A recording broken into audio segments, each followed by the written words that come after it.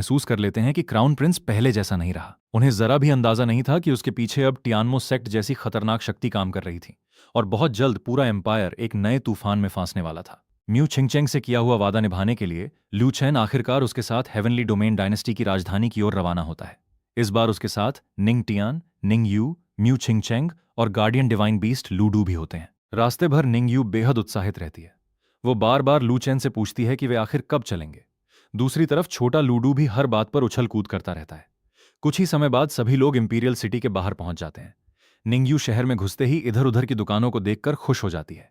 कभी उसे candid Hawthorne चाहिए होता है तो कभी मिट्टी के खिलौने। लूचन मुस्कुराते हुए उसकी हर छोटी सी इच्छा पूरी करता चलता है। इसी दौरान अचानक कुछ घमंडी युवक उनका रास्ता रोक लेते हैं। उनका यंग मास्टर निंगयू की गोद में बैठे लूडू को देखकर लालच में आ जाता है। वो पहले 100 लो ग्रेड स्पिरिट स्टोन्स देकर लूडू को खरीदने की बात करता है, लेकिन निंगयू तुरंत मना कर देती है। वो गुस्से में कहती है कि लूडू कोई स्पिरिट पेट नहीं बल्कि मिरियाद धर्मा सेक्ट का गार्डियन डिवाइन बीस्ट है। उसे किसी कीमत पर बेचा नहीं जा सकता। यंग मास्टर का चेहरा तुरंत बदल जाता है। वो कहता है कि इस शहर में जिस चीज पर उसकी नजर पड़ जाए उसे हासिल करने से कोई नहीं रोक सकता। अब वो खरीदने के बजाय जबरदस्ती लूडू छीनने की कोशिश करता है, लेकिन अगले ही पल म्यू छिंगचेंग उसके सामने आकर खड़ी हो जाती है। वो उसे आखिरी चेतावनी देती है कि अभी भी पीछे हट जाए। यंग मास्टर अपनी असली पहचान बताता है। वो हेवनली डोमेन डायनेस्टी का सेकंड प्रिंस था। उसे पूरा विश्वास था कि इंपीरियल फैमिली का नाम सुनते ही सामने वाले डर जाएंगे, लेकिन म्यू छिंगचेंग के चेहरे पर जरा भी डर नहीं दिखाई देता। सेकंड प्रिंस अपने सैनिकों को हमला करने का आदेश दे देता है। कुछ ही क्षणों में उसकी पूरी सेना म्यू छिंगचेंग पर टूट पड़ती है, लेकिन लड़ाई शुरू होते ही सभी सैनिक हवा में उड़ने लगते हैं। म्यू छिंगचेंग अकेले ही उन्हें पल भर में हरा देती है। सेकंड प्रिंस गुस्से से पागल हो जाता है और इंपीरियल गार्ड्स को बुला लेता है। ये देखकर आसपास के लोग सोचने लगते हैं कि अब सामने वाली लड़की की मौत तय है। लेकिन जैसे ही इंपीरियल गार्ड्स हमला करने की कोशिश करते हैं, म्यू छिंगचेंग एक ही वार में उन्हें भी परास्त कर देती है। आखिरकार सेकंड प्रिंस खुद युद्ध में उतरता है, लेकिन उसका भी वही हाल होता है। कुछ ही क्षणों में उसकी जान चली जाती है। इंपीरियल सिटी के बीचों बीच सेकंड प्रिंस की मौत से पूरा शहर दहल उठता है। उसी समय इंपीरियल पैलेस तक खबर पहुंच जाती है कि किसी ने खुलेआम सेकंड प्रिंस की हत्या कर दी है। पूरी इंपीरियल आर्मी तुरंत वहां पहुंच जाती है, लेकिन उनके सामने खड़ी म्यू छिंगचेंग की सेंट रियल्म ऑरा महसूस करते ही सभी सैनिक रुक जाते हैं। इसी समय लू चेन आगे बढ़ता है। वो शांत स्वर में घोषणा करता है कि आज वो लड़ाई करने नहीं आया। वो सिर्फ अपनी डायरेक्ट डिसाइपल म्यू छिंगचेंग की ओर से उसकी जबरदस्ती तय की गई शादी तोड़ने आया है। ये सुनते ही इंपीरियल फैमिली के मंत्री और एल्डर्स भड़क उठते हैं। वे कहते हैं कि इंपीरियल डायनेस्टी के साथ तय हुई शादी कोई मजाक नहीं होती जिसे कोई भी आकर तोड़ दे। लेकिन लू चेन साफ शब्दों में कह देता है कि किसी लड़की की इच्छा के विरुद्ध होने वाला विवाह कभी स्वीकार नहीं किया जा सकता। वो आखिरी बार पूछता है, क्या वे ये विवाह शांति से समाप्त करेंगे या फिर ताकत से? इंपीरियल फैमिली इसे अपनी बेइज्जती समझती है। इसी समय इंपीरियल डायनेस्टी के 3 छिपे हुए सेंट रियल्म एंसेस्टर्स अपनी साधना छोड़कर बाहर आ जाते हैं। उनकी उपस्थिति से पूरा इंपीरियल सिटी कांप उठता है। सभी को लगता है कि अब मिरियाड धर्मा सेक्ट के लोगों के लिए बचना असंभव होगा, लेकिन लू चेन के प्रोटेक्टर्स बिल्कुल शांत खड़े रहते हैं। उनमें से एक प्रोटेक्टर आगे बढ़ता है। उसका ऑरा फैलते ही तीनों सेंट एंसेस्टर्स के चेहरे का रंग उड़ जाता है। वे समझ जाते हैं कि सामने वाला उनसे कई गुना अधिक शक्तिशाली है, लेकिन फिर भी इंपीरियल फैमिली अपनी प्रतिष्ठा बचाने के लिए लड़ने का फैसला करती है। इसी दौरान प्रोटेक्टर की नजर क्राउन प्रिंस के महल की तरफ जाती है। उसे वहां 2 संदिग्ध लोग छिपे हुए दिखाई देते हैं। सिस्टम उनकी पहचान तुरंत बता देता है। वे दोनों टियानमो सेक्ट के सेंट लेवल एक्सपर्ट्स थे, जो काफी समय से क्राउन प्रिंस के साथ मिलकर षड्यंत्र रच रहे थे।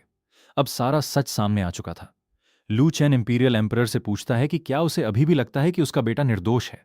एम्परर पहले तो इस बात से इनकार करता है, लेकिन जैसे ही दोनों टियानमो सेक्ट एक्सपर्ट्स पकड़े जाते हैं, क्राउन प्रिंस का चेहरा उतर जाता है। पूछताछ के दौरान सच्चाई सामने आ जाती है। क्राउन प्रिंस ने सीक्रेट रियल्म के अंदर ही टियानमो सेक्ट से हाथ मिला लिया था। बदले में टियानमो सेक्ट उसे भविष्य का एम्परर बनाने का वादा कर चुकी थी। इतना ही नहीं, मिरियाड धर्मा सेक्ट और म्यू छिंगचेंग के खिलाफ पूरी साजिश भी उसी ने रची थी। ये सुनते ही इंपीरियल एम्परर पूरी तरह टूट जाता है। उसे समझ आ जाता है कि उसका अपना बेटा डीमन सेक्ट के साथ मिल चुका है। क्राउन प्रिंस डर के मारे तुरंत घुटनों पर बैठ जाता है। वो रोते हुए कहता है कि ये सब टियानमो सेक्ट के बहकावे में आकर हुआ था। वो म्यू छिंगचेंग से विवाह तोड़ने के लिए भी तैयार हो जाता है और अपनी जान की भीख मांगता है। लेकिन लू चेन इस पूरे मामले को अब केवल शादी का विवाद नहीं मानता। उसी समय सिस्टम की आवाज गूंजती है, न्यू मिशन रिलीज्ड। टियानमो सेक्ट ने मिरियाद धर्मा सेक्ट के डिसाइपल्स की हत्या की साजिश रची है।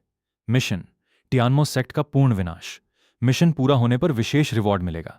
लू चेन हल्की मुस्कान देता है। अब उसे अपना अगला लक्ष्य मिल चुका था। जाते जाते वो म्यू छिंगचेंग के पिता म्यू लिंगजी से भी मिलता है। म्यू लिंगजी अपनी पुरानी गलती स्वीकार करता है। वो लू चेन का धन्यवाद करता है कि उसने उसकी बेटी को बचाया और उसे अपना डिसाइपल बनाकर नई जिंदगी दी। लूचेन केवल एक बात कहता है, अब से म्यू चिंगचेंग की शादी का फैसला वही करेगी, कोई भी उस पर अपनी इच्छा नहीं थोपेगा। म्यू लिंगजी तुरंत सहमत हो जाता है और अपनी बेटी से माफी मांगता है। इसके बाद लूचेन उससे टियानमो सेक्ट के बारे में जानकारी लेता है। म्यू लिंगजी बताता है कि टियानमो सेक्ट हमेशा से रहस्यमयी रहा है। बाहर से वो साधारण सेक्ट दिखाई देता है, लेकिन उसकी असली ताकत कभी किसी ने नहीं देखी। अब जबकि उनके सेंट लेवल एक्सपर्ट्स सामने आ चुके हैं, ये साफ है कि टियानमो सेक्ट दिखने से कहीं अधिक खतरनाक है। लूचेन सारी बातें सुनकर शांत हो जाता है। वो समझ चुका था कि अगली लड़ाई किसी एम्पायर से नहीं, बल्कि पूरे टियानमो सेक्ट से होने वाली है। और इस बार उसका लक्ष्य सिर्फ जीतना नहीं, बल्कि डीमन सेक्ट को जड़ से मिटा देना था। हेवनली डोमेन डायनेस्टी की घटना के बाद लूचेन सीधे सेक्ट वापस नहीं लौटता। पूरे रास्ते वो टियानमो सेक्ट के बारे में सोचता रहता है। सीक्रेट रियल्म से लेकर इंपीरियल डायनेस्टी तक हर जगह उसी डीमन सेक्ट की परछाई दिखाई दे रही थी। उसे महसूस हो चुका था कि इसके पीछे कोई बहुत बड़ी साजिश चल रही है। इसी दौरान टियानमो सेक्ट के अंदर हलचल मच जाती है। उनके दो सेंट रियल्म धर्मा प्रोटेक्टर्स की सोल टोकन्स एक साथ टूट जाती हैं। पूरे सेक्ट में अफरा तफरी फैल जाती है। सभी एल्डर्स हैरान थे। दो लेट सेंट रियल्म एक्सपर्ट्स एक साथ कैसे मारे जा सकते हैं? इतने वर्षों में ईस्टर्न डोमेन में किसी ने टियानमो सेक्ट को इतनी बड़ी चोट पहुंचाने की हिम्मत नहीं की थी। यह खबर तुरंत एंसेस्टर तक पहुंचाई जाती है। एंसेस्टर कुछ देर शांत रहता है, फिर ठंडी आवाज में आदेश देता है, 3 दिन बाद 5000 ब्लड सैक्रिफाइसेस तैयार करो। अब समय आ गया है कि हमारे लॉर्ड की शक्ति फिर से वापस लाई जाए। उसके आदेश के साथ ही पूरा टियानमो सेक्ट ब्लड सैक्रिफाइस की तैयारी में लग जाता है। उधर लूचेन अचानक अपने डिसाइपल से कहता है कि वे अभी सेक्ट वापस नहीं लौटेंगे। निंगटियान हैरानी से पूछता है कि मास्टर, रास्ता तो दूसरी दिशा में है। लूचेन शांत स्वर में जवाब देता है, इस टियानमो सेक्ट में कुछ बहुत बड़ा छिपा हुआ है। मैं खुद जाकर देखना चाहता हूं कि वे आखिर कर क्या रहे हैं। कुछ समय बाद सभी लोग एक रहस्यमयी क्षेत्र के पास पहुंचते हैं। चारों तरफ लाल धुंध फैली हुई थी। हवा में खून की तेज गंध थी। जमीन पर जगह जगह इंसानों की हड्डियां बिखरी पड़ी थीं। पूरा इलाका किसी नरक से कम नहीं लग रहा था। म्यू चिंगचेंग और बाकी डिसाइपल सिर्फ लाल धुंध ही देख पा रहे थे, लेकिन निंग यू अपनी ड्यूअल प्यूपिल से कुछ और ही देख रही थी। वो बताती है कि लाल धुंध के नीचे एक विशाल ब्लड फॉर्मेशन छिपा हुआ है। पूरा पहाड़ डेमोनिक पैटर्न से ढका हुआ था। लूचेन मुस्कुराकर उसकी तारीफ करता है। वो बाकी लोगों को समझाता है कि निंग यू की ड्यूअल प्यूपिल्स किसी भी इल्यूजन और हिडन फॉर्मेशन को देख सकती हैं। इसीलिए जो चीज बाकी लोगों को दिखाई नहीं देती, वो निंग यू साफ देख सकती है। लूचेन फैसला करता है कि सीधे टियानमो सेक्ट पर हमला करने से पहले आसपास की जानकारी इकट्ठा की जाए। सभी लोग नीचे बसे एक शहर की ओर बढ़ जाते हैं। शहर के बाजार में हर तरह की दुकानें लगी थीं। कोई नकली स्पिरिचुअल हर्ब्स बेच रहा था, तो कोई झूठी एंशिएंट टेक्निक्स। लूचेन एक नजर में पहचान लेता है कि ज्यादातर व्यापारी लोगों को धोखा दे रहे हैं, लेकिन तभी उसकी नजर एक अजीब इमारत पर पड़ती है। बाहर से वो सामान्य ब्रोकरेज हाउस लग रही थी, लेकिन अंदर से लगातार भय और निराशा की आवाजें आ रही थीं। लूचेन बिना देर किए अंदर चला जाता है। जैसे ही वो प्रवेश करता है, मालिक मुस्कुराकर पूछता है कि उसे किस तरह के सर्वेंट्स चाहिए। लूचेन का चेहरा तुरंत ठंडा हो जाता है। वो सीधे पूछता है, तुम्हारे पीछे असली मालिक कौन है? ब्रोकर पहले तो घमंड दिखाता है। वो कहता है कि अगर परेशानी खड़ी की तो कोई भी जिंदा बाहर नहीं जाएगा, लेकिन लूचेन उसे आखिरी मौका देता है। अगर वो सच बता दे तो शायद उसकी जान बच जाए। डर के मारे ब्रोकर तुरंत सिटी लॉर्ड को संदेश भेज देता है। उधर लूचेन सभी कैद बच्चों के पिंजरे खुलवा देता है। बच्चे बाहर आते ही रोने लगते हैं। निंगयू तुरंत उन्हें खाना खिलाने लगती है। इन्हीं बच्चों में लूचेन की नजर दो जुड़वां बहनों पर पड़ती है। उन्हें देखते ही सिस्टम तुरंत प्रतिक्रिया देता है। दोनों बहनों के शरीर में बेहद दुर्लभ सन एंड मून ट्विन सोल्स मौजूद थे। अगर सही कल्टीवेशन टेक्निक मिले तो भविष्य में उनकी ताकत बेहद भयानक हो सकती थी। लूचेन तुरंत समझ जाता है कि उसे फिर दो असाधारण प्रतिभाएं मिल गई हैं। वो दोनों बहनों से प्यार से उनका नाम पूछता है। बड़ी बहन अपना नाम जियांग जिंग बताती है। छोटी बहन का नाम जियांग यिंग था। रोते हुए दोनों बहनें अपनी पूरी कहानी सुनाती हैं। कुछ दिन पहले काले कपड़े पहने लोगों ने उनके गांव पर हमला किया। उनके माता पिता और पूरे परिवार की हत्या कर दी गई। इतना ही नहीं, सीक्रेट टेक्निक से उनके शरीर का सारा ब्लड एसेंस भी निकाल लिया गया। इसके बाद दोनों बहनों को पकड़कर इस ब्रोकरेज हाउस में बेचने के लिए लाया गया। उनकी कहानी सुनकर सभी डिसाइपल गुस्से से भर उठते हैं। इसी समय ब्रोकरेज हाउस का असली मालिक अपने आदमियों के साथ वहां पहुंच जाता है। वो आते ही लूचेन को धमकी देता है कि उसकी दुकान में हंगामा करने की कीमत बहुत भारी पड़ेगी, लेकिन लूचेन बिल्कुल शांत रहता है। वो केवल एक सवाल पूछता है, इन बच्चों को पकड़कर यहां क्यों रखा गया है? शुरू में वो आदमी रिश्वत देने की कोशिश करता है। वो कहता है कि अगर लूचेन चाहें तो वो कुछ बच्चे उसे भी दे सकता है और आज की बात यहीं खत्म हो जाएगी। लेकिन लूचेन उसकी बात पूरी होने से पहले ही उसे घुटनों पर झुका देता है। वो आखिरी बार चेतावनी देता है, अगर 3 तक गिनने से पहले सच नहीं बताया तो उसका एक एक हाथ तोड़ दिया जाएगा। डर के मारे आखिरकार वो सब कुछ कबूल कर लेता है। वो बताता है कि यह पूरा कारोबार टियानमो सेक्ट के आदेश पर चल रहा है। इन बच्चों को कुछ दिनों बाद टियानमो सेक्ट भेजा जाना था, लेकिन आगे उनका क्या किया जाता ये उसे भी नहीं पता। सच्चाई सामने आते ही लू चेन समझ जाता है कि टियानमो सेक्ट सिर्फ हत्या ही नहीं कर रहा, वे पूरे ईस्टर्न डोमेन से प्रतिभाशाली बच्चों को भी गुप्त रूप से इकट्ठा कर रहे हैं। ऐसा लग रहा था कि वे किसी बहुत बड़े ब्लड रिचुअल की तैयारी कर रहे थे। लू चेन बिना कोई दया दिखाए उस आदमी को वहीं खत्म कर देता है। इसके बाद वो सभी कैद बच्चों को आजाद करा देता है। वो प्रोटेक्टर शेन को आदेश देता है कि सभी बच्चों को वॉरशिप में बैठाकर सुरक्षित मिरियाद धर्मा सेक्ट पहुंचाया जाए। दोनों जुड़वा बहनों जियांग जिंग और जियांग यिंग को सीधे इनर सेक्ट में भर्ती करने का फैसला किया जाता है। बाकी बच्चों की भी सुरक्षा और कल्टीवेशन की पूरी जिम्मेदारी सेक्ट उठाने वाला था। इसके बाद लू चेन निंग टियान और बाकी डिसाइपल की ओर देखता है। वो कहता है, तुम सब सेक्ट वापस जाओ, इन बच्चों की व्यवस्था करो। फिर उसकी आवाज गंभीर हो जाती है, मैं अकेला टियानमो सेक्ट जाकर देखूंगा कि आखिर उनके पीछे कौन सा राज छिपा है। सभी डिसाइपल उसके आदेश का पालन करते हैं, जबकि लू चेन अकेले ही टियानमो सेक्ट की ओर बढ़ जाता है। उसे अंदाजा था कि इस बार वो सीधे दुश्मन के अड्डे में प्रवेश करने वाला है। लू चेन अकेले ही टियानमो सेक्ट की ओर बढ़ता है। जैसे जैसे वो सेक्ट के करीब पहुंचता है, उसके मन में एक अजीब सी बेचैनी बढ़ने लगती है। उसे महसूस होता है कि टियानमो सेक्ट के अंदर कोई ऐसी शक्ति छिपी है जो पूरे ईस्टर्न डोमेन के लिए बड़ा खतरा बन सकती है। उधर टियानमो सेक्ट की गहराई में छिपी एक रेमनेंट सोल भी अचानक इस बेचैनी को महसूस करती है। वो सोचने लगती है कि ब्लडस्टोन की शक्ति से उसकी कल्टीवेशन लगभग क्वाजी एम्परर स्तर तक पहुंच चुकी है। फिर आखिर इस पूरे महाद्वीप में ऐसा कौन हो सकता है जो उसे खतरे का एहसास करा सके। कुछ पल बाद वो खुद को समझाता है कि शायद ये केवल उसका भ्रम है। आखिर केवल 2 बार और ब्लड सैक्रिफाइस पूरा हो जाए तो उसकी असली ताकत पूरी तरह लौट आएगी। उसी समय लू चेन बिना किसी डर के सीधे टियानमो सेक्ट के मुख्य द्वार पर पहुंच जाता है। गेट गार्ड्स उसे रोकते हैं और गुस्से में पूछते हैं कि वो कौन है, लेकिन लू चेन केवल एक ही बात कहता है, अपने सेक्ट मास्टर को बाहर बुलाओ।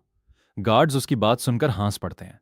वे कहते हैं कि उनके सेक्ट मास्टर से कोई भी साधारण आदमी नहीं मिल सकता। इतना कहकर वे माउंटेन फॉर्मेशन सक्रिय कर देते हैं और पूरे सेक्ट में खतरे का संकेत भेज देते हैं। कुछ ही क्षणों में टियानमो सेक्ट का सेक्ट मास्टर अपने एल्डर्स के साथ बाहर आ जाता है। वो लू चेन को पहचानता नहीं और पूछता है कि आखिर वो उनके सेक्ट में अकेला आकर परेशानी क्यों खड़ी कर रहा है। लू चेन शांत स्वर में अपना परिचय देता है, मैं मिरियत धर्मा सेक्ट का सेक्ट मास्टर लू चेन हूं। इसके बाद वो टियानमो सेक्ट के सारे अपराध एक एक करके गिनाना शुरू करता है। सीक्रेट रियल्म में उसके डिसाइपल्स पर हमला, म्यू छिंगचेंग की हत्या की साजिश, इंपीरियल डायनेस्टी में सेंट एक्सपर्ट्स भेजना, निर्दोष बच्चों का अपहरण और पूरे ईस्टर्न डोमेन में ब्लड सैक्रिफाइस की तैयारी। अब वो इन सब का हिसाब लेने आया था। ये सुनते ही टियानमो सेक्ट का सेक्ट मास्टर तुरंत हमला करने का आदेश दे देता है। दोनों लेट सेंट धर्मा प्रोटेक्टर्स एक साथ लू चैन पर टूट पड़ते हैं, लेकिन अगले ही पल लू चैन अपनी तलवार निकालता है, सिर्फ एक बार, और दोनों लेट सेंट एक्सपर्ट्स वहीं मारे जाते हैं। पूरा टियानमो सेक्ट सन्न रह जाता है। कोई भी विश्वास नहीं कर पाता कि उनके सबसे शक्तिशाली प्रोटेक्टर्स एक ही स्वॉर्ड स्ट्राइक में खत्म हो गए। सेक्ट मास्टर पहली बार घबराने लगता है। अब वो लड़ाई रोकने की कोशिश करता है। वो कहता है कि शायद दोनों सेक्ट्स के बीच कोई गलतफहमी हुई है। अगर लू चेन चाहे तो टियानमो सेक्ट मुआवजा देने के लिए तैयार है। लेकिन लू चेन उसकी तरफ देखकर ठंडी आवाज में कहता है, जब तुम मेरे डिसाइपल्स को मारना चाहते थे तब तुम्हें समझौता याद नहीं आया।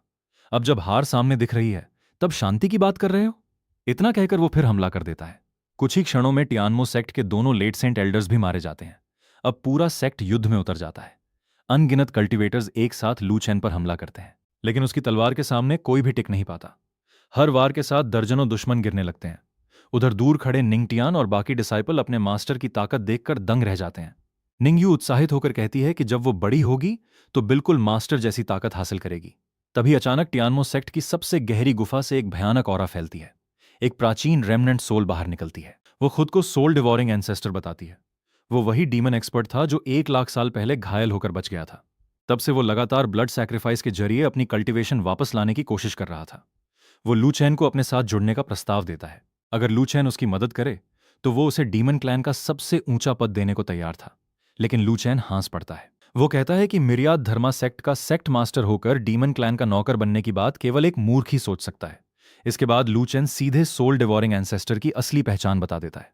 वो कहता है कि 1 लाख साल पहले सील होने के बाद से वो लगातार इंसानों की सोल्स इकट्ठी कर रहा था ताकि डीमन वर्ल्ड का रास्ता दोबारा खोला जा सके। अपना सारा राज खुलता देखकर सोल डिवोरिंग एंसेस्टर भी चौंक जाता है। उसे समझ नहीं आता कि लू चैन को इतनी पुरानी बातें कैसे पता हैं। गुस्से में वो अपनी पूरी ताकत से हमला कर देता है। भयानक डिमोनिक ऑरा पूरे टियानमो सेक्ट में फैल जाती है, लेकिन लू चैन बिल्कुल नहीं घबराता। वो अपनी एम्परर वेपन निकालता है। दोनों के बीच भयंकर युद्ध शुरू हो जाता है। कुछ ही वारों के बाद लू चैन सोल डिवोरिंग एंसेस्टर की सारी रक्षा तोड़ देता है। आखिरकार अंतिम स्वॉर्ड स्ट्राइक के साथ सोल डिवोरिंग एंसेस्टर हमेशा के लिए नष्ट हो जाता है। उसके मरते ही ब्लड फॉर्मेशन टूट जाती है। पूरा टियानमो सेक्ट कांपने लगता है। लू चैन समझ जाता है कि इस सेक्ट को छोड़ना भविष्य के लिए खतरा होगा, इसलिए वो पूरी डिमोनिक फॉर्मेशन, ब्लड ऑल्टर और सोल रिफाइनिंग अरे को पूरी तरह नष्ट कर देता है। अब टियानमो सेक्ट का अस्तित्व हमेशा के लिए समाप्त हो चुका था। सभी डिसाइपल अपने मास्टर का स्वागत करते हुए सेक्ट लौट आते हैं। वहां पहुंचकर लू चेन सबसे पहले उन सभी बच्चों की व्यवस्था करता है जिन्हें उसने बचाया था। जिन बच्चों ने अभी तक कल्टीवेशन शुरू नहीं की थी, उनके रहने, खाने और पढ़ाई की पूरी जिम्मेदारी सेक्ट उठाता है। दोनों प्रतिभाशाली जुड़वा बहनें जियांगजिंग और जियांग यिंग को सीधे इनर सेक्ट में भर्ती कर लिया जाता है। बाकी बच्चों को भी मीनियल डिसाइपल्स बनाकर सुरक्षित जीवन दिया जाता है। उसी समय सिस्टम की आवाज गूंजती है, मिशन कंप्लीट, टियानमो सेक्ट सक्सेसफुली डिस्ट्रॉयड। रिवॉर्ड के रूप में लू चेन को एक विशाल गिफ्ट पैक मिलता है। उसे दुर्लभ spiritual medicine, 100 dragon scale fire trees, एक कल्टीवेशन एनहांसमेंट कार्ड और 4 बेहद शक्तिशाली रेड समन कार्ड्स प्राप्त होते हैं। लू चेन तुरंत कल्टीवेशन कार्ड का उपयोग करता है। अगले ही पल उसकी कल्टीवेशन एक बार फिर ब्रेक थ्रू कर जाती है। इसके बाद वो चारों रेड समन कार्ड्स भी एक्टिवेट कर देता है। कुछ ही क्षणों में 4 अत्यंत शक्तिशाली एल्डर्स मिरियड धर्मा सेक्ट में प्रकट होते हैं। उनकी ऑरा इतनी भयानक होती है कि पूरे सेक्ट के डिसाइपल घबरा जाते हैं। लेकिन लू चेन सभी को शांत करते हुए बताता है कि ये दुश्मन नहीं, बल्कि मिरियाड धर्मा सेक्ट के नए एल्डर्स हैं। चारों एल्डर सम्मानपूर्वक लू चेन को प्रणाम करते हैं और सेक्ट की सेवा करने की शपथ लेते हैं।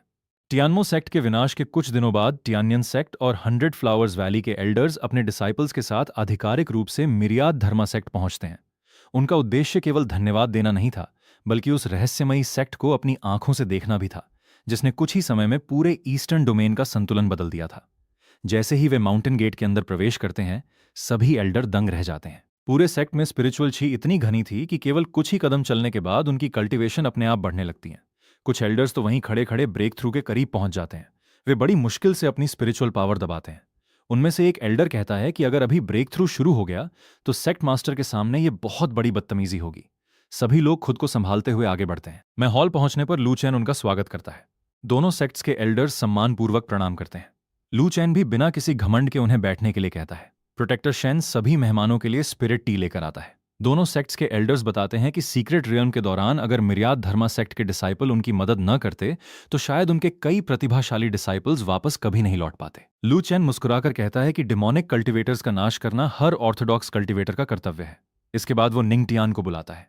दोनों सेक्ट्स के डिसाइपल तुरंत निंगटियान और उसके साथियों का धन्यवाद करते हैं।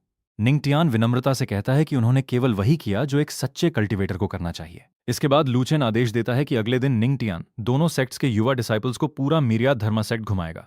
उधर मैन हॉल में लू चेन स्वयं दोनों सेक्ट लीडर्स के साथ बातचीत जारी रखता है। स्पिरिट टी और स्पिरिट फ्रूट्स परोसे जाते हैं। जैसे ही दोनों एल्डर टी की पहली चुस्की लेते हैं, वे भीतर की स्पिरिचुअल एनर्जी महसूस करके स्तब्ध रह जाते हैं। उनके लिए एक साधारण कप टी भी दुर्लभ ट्रेजर से कम नहीं था। बातों बातों में लू चेन टियानमो सेक्ट का जिक्र करता है। वो शांत स्वर में कहता है कि टियानमो सेक्ट अब पूरी तरह समाप्त हो चुका है। कुछ पल के लिए पूरा हॉल शांत हो जाता है। दोनों एल्डर्स एक दूसरे का चेहरा देखने लगते हैं। वे यकीन ही नहीं कर पाते कि इतनी बड़ी डीमन फोर्स को लू चेन ने अकेले नष्ट कर दिया। लू चेन फिर बताता है कि सीक्रेट रियल्म में उसके डिसाइपल्स पर हमला हुआ। उसके बाद हेवनली डोमेन डायनेस्टी में भी म्यू चिंगचेंग पर घात लगाकर हमला करने की कोशिश की गई। फिर उसने टियानमो सेक्ट के ब्लड सैक्रिफाइस का राज भी खोज निकाला। इसीलिए उसने पूरे सेक्ट को हमेशा के लिए मिटा दिया। दोनों सेक्ट लीडर्स ये सुनकर तुरंत फैसला करते हैं। अब जबकि टियानमो सेक्ट खत्म हो चुका है, अगला लक्ष्य ब्लेजिंग फायर गेट होना चाहिए। आखिर वही सेक्ट टियानमो सेक्ट के साथ मिलकर डिमोनिक कल्टीवेटर्स की मदद कर रहा था।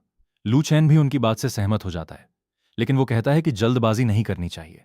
पहले पूरी जानकारी इकट्ठा की जाएगी, उसके बाद एक ही बार में पूरे ब्लेजिंग फायर गेट का अंत किया जाएगा। इसके बाद दोनों सेक्ट्स लू चैन को धन्यवाद स्वरूप कई दुर्लभ ट्रेजर्स और रिसोर्सेज भेंट करते हैं। लू चैन बिना औपचारिकता किए प्रोटेक्टर शेन को उन्हें स्वीकार करने का आदेश दे देता है। बैठक समाप्त होने के बाद दोनों सेक्ट्स के एल्डर मिरियाद धर्मा सेक्ट से बाहर निकलते हैं। बाहर आते ही सभी गहरी सांस लेते हैं। उनमें से एक एल्डर कहता है कि लू चैन के सामने बैठना ऐसा था जैसे किसी अथाह महासागर के सामने बैठना। वो उसकी कल्टीवेशन का जरा भी अंदाजा नहीं लगा पाया। दूसरा एल्डर कहता है कि केवल लू चैन ही नहीं, बल्कि उसके सेक्ट के एल्डर्स भी रहस्यमयी हैं। वो किसी एक की भी असली ताकत नहीं देख सका। सभी इस बात पर सहमत होते हैं कि मिरियाद धर्मा सेक्ट का वातावरण किसी सेक्रेड लैंड से भी कई गुना बेहतर है। अगर कोई वहां केवल एक दिन कल्टीवेशन करे तो बाहर कई दिनों की साधना के बराबर परिणाम मिल सकते हैं। वे तय करते हैं कि सेक्ट लौटकर अपने सेक्ट मास्टर को आज की हर बात विस्तार से बताएंगे। इसी दौरान मिरियाड धर्मा सेक्ट का एक डिसाइपल रोते हुए ग्रैंड एल्डर के पास पहुंचता है। वो बताता है कि जब वो अपने गांव लौटा तो वहां का पूरा गांव खत्म हो चुका था। सैकड़ों लोग बेरहमी से मारे गए थे। जांच करने पर उसे पता चला कि केवल उसका गांव ही नहीं, बल्कि आसपास के कई छोटे गांव और छोटे सेक्ट्स भी इसी तरह नष्ट किए जा चुके हैं। ग्रैंड एल्डर तुरंत पूरी बात लू चैन को बताता है। सारी जानकारी सुनने के बाद लू चेन समझ जाता है कि टियानमो सेक्ट खत्म होने के बावजूद ईस्टर्न डोमेन में अभी भी कई ईवल कल्टिवेटर्स सक्रिय हैं। वो तुरंत नया आदेश जारी करता है। मिशन हॉल में विशेष बाउंटी मिशंस लगाए जाएंगे। अब मिरियाद धर्मा सेक्ट के डिसाइपल छोटे छोटे ग्रुप्स बनाकर ईस्टर्न डोमेन में जाएंगे। वे ईवल कल्टिवेटर्स का शिकार करेंगे, लोगों की रक्षा करेंगे और साथ ही वास्तविक बैटल एक्सपीरियंस भी प्राप्त करेंगे। लेकिन लू चेन एक महत्वपूर्ण नियम भी बनाता है। हर डिसाइपल के पीछे गुप्त रूप से एक एल्डर रहेगा। अगर डिसाइपल सचमुच जीवन मृत्यु की स्थिति में पहुंच जाए तभी एल्डर हस्तक्षेप करेगा। बाकी समय उन्हें अपने दम पर लड़ना होगा। इसी के साथ लू चेन एक और आदेश देता है। पूरे ईस्टर्न डोमेन के सभी प्रसिद्ध ईवल कल्टिवेटर्स, डीमन सेक्ट्स और रोग एक्सपर्ट्स की जानकारी इकट्ठा की जाए। अब समय आ गया था कि मिरियद धार्मा सेक्ट पूरे ईस्टर्न डोमेन को डिमोनिक फोर्सेस से पूरी तरह मुक्त करे। उधर ईस्टर्न डोमेन के एक गुप्त स्थान पर कई ईवल कल्टिवेटर्स इकट्ठा होते हैं। वे चर्चा करते हैं कि टियानमो सेक्ट के नष्ट होने के बाद सभी ऑर्थोडॉक्स सेक्ट सतर्क हो चुके हैं। अब छोटे गांवों पर हमला करना ठीक नहीं होगा। आगे से वे अकेले घूमने वाले रोग कल्टिवेटर्स और कमजोर एक्सपर्ट्स को निशाना बनाएंगे ताकि किसी को शक भी ना हो और ब्लड एसेंस इकट्ठा करना भी जारी रहे। उसी समय टियानबाओ पवेलियन में ब्लेजिंग फायर गेट का एक एल्डर पहुंचता है। वो पहले अपने सेक्ट द्वारा मंगाए गए रिसोर्सेज के बारे में पूछता है। इसके बाद वो पवेलियन मास्टर से एक अलग सवाल करता है। हाल ही में ईस्टर्न डोमेन में लगातार हो रहे नरसंहारों के पीछे कौन सी ईवल फोर्सेस सक्रिय हैं। उसे अंदाजा भी नहीं था कि इस सवाल का जवाब आने वाली लड़ाइयों की दिशा पूरी तरह बदलने वाला था। मिरियाद धर्मा सेक्ट के डिसाइपल अलग अलग टीम्स बनाकर पूरे ईस्टर्न डोमेन में ईवल कल्टिवेटर्स की तलाश कर रहे थे। लू चेन का आदेश साफ था, जहां भी निर्दोष लोगों पर अत्याचार हो वहां तुरंत कार्रवाई की जाए। इसी दौरान सेक्ट का एक एल्डर जानकारी जुटाने के लिए टियानबाओ पवेलियन पहुंचता है। वो पवेलियन मास्टर से पूछता है कि आखिर ईस्टर्न डोमेन में लगातार हो रहे नरसंहारों के पीछे कौन सी ईवल फोर्स हो सकती है। पवेलियन मास्टर गंभीर स्वर में बताता है कि टियानमो सेक्ट तो नष्ट हो चुका है, लेकिन वो अकेला डिमोनिक सेक्ट नहीं था। ईस्टर्न डोमेन में अभी भी नेदरवर्ल्ड सेक्ट और शिक्षवान सेक्ट जैसी कई संदिग्ध ताकतें मौजूद हैं। खासकर शिक्षवान सेक्ट सबसे ज्यादा शक के घेरे में है। ये सेक्ट कैंगवू प्रीफेक्चर में स्थित है और लंबे समय से ईवल कल्टिवेशन टेक्निक्स का अभ्यास करता आया है। एल्डर सारी जानकारी लेकर तुरंत मिरियाद धर्मा सेक्ट लौट आता है। उधर मिरियाद धर्मा सेक्ट के डिसाइपल भी बाहर इन्वेस्टिगेशन कर रहे थे, लेकिन उन्हें लगातार कोई ठोस सुराग नहीं मिल रहा था। तभी अचानक एक टीम को कुछ संदिग्ध कल्टिवेटर्स दिखाई देते हैं। उनके शरीर से गहरी डिमोनिक ऑरा निकल रही थी। डिसाइपल तुरंत उन्हें रोक लेते हैं, लेकिन वे लोग बिना कुछ बोले हमला कर देते हैं। कुछ ही पलों में दोनों पक्षों के बीच भयंकर लड़ाई शुरू हो जाती है। मिरियाद धर्मा सेक्ट के डिसाइपल अपनी सीखी हुई टेक्निक्स का उपयोग करते हुए उन्हें पूरी तरह दबा देते हैं।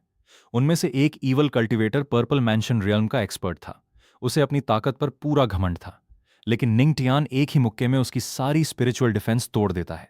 वो आदमी जमीन पर गिरकर हैरान रह जाता है। उसे विश्वास ही नहीं होता कि उसकी कल्टिवेशन इतनी आसानी से खत्म की जा सकती है। पहले तो सभी ईवल कल्टिवेटर्स झूठ बोलते हैं। वे खुद को साधारण रोग कल्टिवेटर्स बताते हैं जो केवल राह चलते लोगों को लूटते हैं। लेकिन मिरियाड धार्मा सेक्ट के डिसाइपल उनकी बातों में नहीं आते। पूछताछ कड़ी होने पर आखिरकार उनमें से एक डरकर सच बता देता है। वो स्वीकार करता है कि वे सभी शिक्षवान सेक्ट के एल्डर हैं। उनका असली काम कल्टिवेटर्स की सोल और एसेंस ब्लड इकट्ठा करना है। उसी वजह से कैंगवू प्रीफेक्चर के छोटे गांव और कई छोटे सेक्ट्स पूरी तरह खत्म कर दिए गए। ये सुनते ही सभी डिसाइपल के चेहरे पर गुस्सा साफ दिखाई देने लगता है।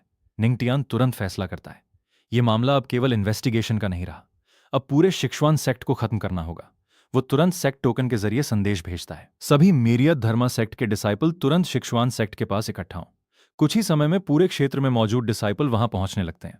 इधर शिक्षवान सेक्ट के अंदर भी खबर पहुंच जाती है कि बाहर भेजी गई उनकी टीम मारी जा चुकी है। सेक्ट मास्टर पहले तो इसे साधारण घटना समझता है, लेकिन जब सोल हॉल से पुष्टि होती है कि उनकी पूरी टीम खत्म हो चुकी है, तो वो सभी बाहरी एल्डर्स को वापस बुलाने का आदेश देता है। साथ ही ब्लड एसेंस इकट्ठा करने का काम भी तुरंत रोक दिया जाता है। लेकिन तब तक बहुत देर हो चुकी थी। मिरियाड धार्मा सेक्ट के डिसाइपल पहले ही शिक्षवान सेक्ट को चारों तरफ से घेर चुके थे। ग्रैंड एल्डर भी स्वयं वहां पहुंच जाता है। वो ऊंची आवाज में आदेश देता है, आज एक भी ईवल कल्टिवेटर जिंदा नहीं बचना चाहिए। युद्ध शुरू होते ही शिक्षवान सेक्ट के डिसाइपल घबराकर भागने लगते हैं, लेकिन मिरियाद धर्मा सेक्ट के डिसाइपल किसी को भी भागने का मौका नहीं देते। पूरे सेक्ट में भीषण युद्ध छिड़ जाता है। शिक्षवान सेक्ट का सेक्ट मास्टर खुद सामने आता है। वो गुस्से में चिल्लाता है कि जिसने भी उसके सेक्ट पर हमला किया है, आज वो बिना खबर के मरेगा। लेकिन उसका घमंड कुछ ही क्षणों में टूट जाता है। ग्रैंड एल्डर एक ही वार में उसकी सारी ताकत दबा देता है। गुस्से में शिक्षवान सेक्ट का सेक्ट मास्टर अपना आखिरी सहारा निकालता है। वो अपने जेड स्टाफ के अंदर छिपी सेज रेमनेंट सोल को बाहर बुला लेता है। भयानक सेज ऑरा पूरे युद्ध क्षेत्र में फैल जाती है, लेकिन ग्रैंड एल्डर जरा भी नहीं घबराता। वो मुस्कुराकर कहता है, सिर्फ एक सेज की बची हुई आत्मा, और वो भी ईवल कल्टिवेटर की। क्या तुम सच में सोचते हो कि इससे मिरियाड धर्मा सेक्ट डर जाएगा? इतना सुनते ही रेमनेंट सोल समझ जाती है कि सामने वाले की ताकत उससे कहीं ऊपर है। वो तुरंत हाथ जोड़कर अपनी जान की भीख मांगने लगती है। वो कहती है कि अगर उसे छोड़ दिया जाए तो वो हमेशा के लिए मिरियाड धर्मा सेक्ट की सेवा करेगी। लेकिन ग्रैंड एल्डर ठंडी आवाज में जवाब देता है, जिसने अनगिनत निर्दोष लोगों की जान ली हो, उसे जीने का कोई अधिकार नहीं। अगले ही पल वो रेमनेंट सोल को भी पूरी तरह नष्ट कर देता है। लीडर के मरते ही शिक्षवान सेक्ट पूरी तरह टूट जाता है। बाकी ईवल कल्टिवेटर्स भागने की कोशिश करते हैं, लेकिन मिरियड धर्मा सेक्ट के डिसाइपल किसी को भी बचकर निकलने नहीं देते। कुछ ही समय में पूरा शिक्षवान सेक्ट इतिहास बन जाता है। इसके बाद सभी डिसाइपल सेक्ट के अंदर मौजूद हर ब्लड फॉर्मेशन, सोल रिफाइनिंग अरे और ईवल कल्टिवेशन टेक्निक को नष्ट कर देते हैं। साथ ही वहां जमा किए गए सभी कल्टिवेशन रिसोर्सेज अपने साथ ले लेते हैं। जब पूरी सफाई हो जाती है, तब ग्रैंड एल्डर मिरियाद धर्मा सेक्ट लौटकर लू चैन को पूरी रिपोर्ट देता है।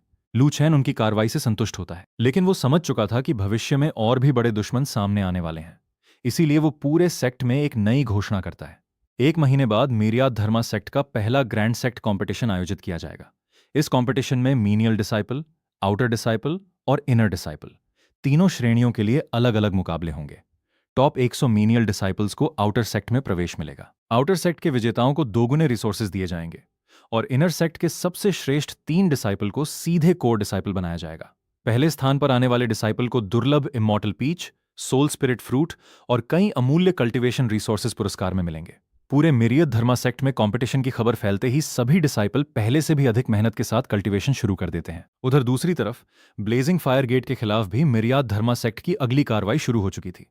टियानमो सेक्ट के पुराने साथी अब अपने अंत से ज्यादा दूर नहीं थे। ब्लेजिंग फायर गेट के पूरी तरह नष्ट होने के बाद 100 फ्लावर्स वैली के सेक्ट मास्टर अपने एल्डर्स और घायल डिसाइपल्स के साथ वापस लौटने की तैयारी करने लगते हैं। इस युद्ध में उन्हें भी कई रिसोर्सेज मिले थे। लू चेन आदेश देता है कि ब्लेजिंग फायर गेट से मिले spirit stones, spiritual herbs, pills, cultivation techniques और मार्शल आर्ट्स मैनुअल्स दोनों सेक्ट्स के बीच बराबर बांट दिए जाएं। वो कहता है कि इस जीत में दोनों सेक्ट्स का योगदान रहा है। सभी एल्डर्स इस फैसले से बेहद प्रभावित होते हैं। वे समझ जाते हैं कि लू चेन केवल शक्तिशाली ही नहीं, बल्कि न्यायप्रिय सेक्ट मास्टर भी है। 100 फ्लावर्स वैली के सभी लोग लू चेन को धन्यवाद देकर वापस लौट जाते हैं। लेकिन वैली मास्टर पूरे रास्ते एक ही बात सोचती रहती है, मिरियाड धर्मा सेक्ट आखिर कितना शक्तिशाली है। अगर भविष्य में उनका सेक्ट उसके साथ जुड़ जाए तो 100 फ्लावर्स वैली का भविष्य पूरी तरह बदल सकता है। कुछ दिनों बाद 100 फ्लावर्स वैली की एंसेस्टर स्वयं वैली मास्टर और ग्रैंड एल्डर को लेकर मिरियाद धर्मा सेक्ट पहुंचती हैं। जैसे ही वे सेक्ट के अंदर प्रवेश करती हैं, पहले की तरह इस बार भी सभी लोग वहां की घनी स्पिरिचुअल छी देखकर दंग रह जाते हैं। एंसेस्टर एक नजर में समझ जाती हैं कि यहां कल्टीवेशन करना किसी भी सेक्रेड लैंड से कई गुना बेहतर है। प्रोटेक्टर उन्हें मेन हॉल तक ले जाता है। लू चैन उनका स्वागत करता है और बैठने के लिए कहता है। औपचारिक बातें खत्म होते ही वैली मास्टर सीधे अपने आने का असली उद्देश्य बता देती है। वो कहती है कि 100 फ्लावर्स वैली अब आधिकारिक रूप से मिरियाद धर्मा सेक्ट की वासल फोर्स बनना चाहती है। पूरे हॉल में कुछ पल के लिए सन्नाटा छा जाता है। लू चेन तुरंत मना नहीं करता। वो शांत स्वर में कहता है कि वासल बनने का मतलब केवल सुरक्षा पाना नहीं होता, इसके साथ जिम्मेदारियां भी आती हैं। अगर 100 फ्लावर्स वैली सच में उसकी वासल फोर्स बनना चाहती है तो 3 शर्तें पूरी करनी होंगी। पहली, मायरियत धारमा माउंटेन के नीचे एक विशाल वानफा सिटी बनाई जाएगी। दूसरी, जब भी मायरियत धर्मा सेक्ट को किसी रिसोर्स, निर्माण या सहायता की जरूरत होगी, 100 फ्लावर्स वैली पूरा सहयोग देगा। तीसरी, ईस्टर्न डोमेन की हर महत्वपूर्ण जानकारी नियमित रूप से मिरियाद धर्मा सेक्ट तक पहुंचाई जाएगी, और अगर कभी विश्वासघात हुआ तो उसका परिणाम बहुत भयानक होगा। वैली मास्टर बिना एक पल सोचे तीनों शर्तें स्वीकार कर लेती हैं। वो गंभीरता से वचन देती है कि 100 फ्लावर्स वैली कभी भी मिरियाद धर्मा सेक्ट के साथ विश्वासघात नहीं करेगा। सिस्टम तुरंत मिशन कंप्लीट होने की सूचना देता है। New vassal force acquired. लू चेन को 2 बड़े रिवॉर्ड गिफ्ट पैक्स प्राप्त होते हैं। इसके बाद लू चेन वैली मास्टर की ओर देखकर मुस्कुराता है। वो कहता है कि फिलहाल सेक्ट में एक भरोसेमंद व्यक्ति की जरूरत है जो उसके रोजमर्रा के छोटे मोटे काम संभाल सके। इसलिए वो वैली मास्टर से कहता है कि वो कुछ समय तक उसकी पर्सनल मेड की तरह काम करे। ये सुनकर वैली मास्टर का चेहरा लाल हो जाता है। वो कुछ पल के लिए पूरी तरह घबरा जाती है। उसे लगता है कि शायद लू चेन का कोई और मतलब है। लेकिन प्रोटेक्टर शेन हंसते हुए समझाता है कि सेक्ट मास्टर का मतलब केवल टी सर्व करना, डेली स्केड्यूल संभालना और कुछ प्रशासनिक काम देखना है, इसमें और कुछ नहीं। वैली मास्टर राहत की सांस लेती है। वो सम्मानपूर्वक यह जिम्मेदारी स्वीकार कर लेती है। इसी समय लू चेन सभी मेहमानों को एनलाइटमेंट टी और दुर्लभ स्पिरिट फ्रूट्स परोसने का आदेश देता है। जैसे ही सभी पहली चुस्की लेते हैं, उनके चेहरों पर आश्चर्य साफ दिखाई देने लगता है। सिर्फ एक कप टी से उनकी वर्षों पुरानी कल्टीवेशन बॉटलनेक हिलने लगती है। एंसेस्टर की आंखों में खुशी के आंसू आ जाते हैं। वो कहती हैं कि इस टी की एक कप दशकों की कठिन कल्टीवेशन के बराबर है। लू चेन मुस्कुराकर उन्हें एक इमॉर्टल पीच भी देता है। एंसेस्टर भावुक होकर कहती हैं कि उनकी आयु अब बहुत कम बची है। ये इमॉर्टल पीच उन्हें नई जिंदगी